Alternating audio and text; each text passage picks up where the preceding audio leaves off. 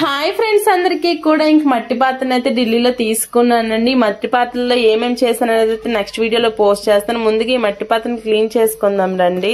మట్టి పాత్రను ఎందుకు క్లీన్ చేయాలి, క్లీన్ చేయకపోతే ఏమవుద్దనే డౌట్ అయితే రావచ్చు. క్లీన్ చేయకపోతే మట్టి పాత్రలు ఉండే మట్టి అంతా కూడా మనకు ఉంటుంది. ముందుగా బకెట్ లో అయితే మట్టి పాత్రను పెట్టుకొని మట్టి పాత్రలు ములిగేంత వరకు నీళ్లు నిండుగా పట్టుకోవాలండి. ఇంక మట్టి పాత్రలు 24 అవర్స్ పాటు నీటిలోనే ఉంచాలి. 24 అవర్స్ తర్వాత మట్టి పాత్రలను తీసి మనం ముందుగా బియ్యాన్ని కడిగిన నీళ్ళని అయితే ఇందులో వేసుకోవాలి. వేసుకుని ఒక హాఫ్ అన్ అవర్ మరిగించుకొని ఆ నీటిని అయితే వడకట్టుకోవాలండి.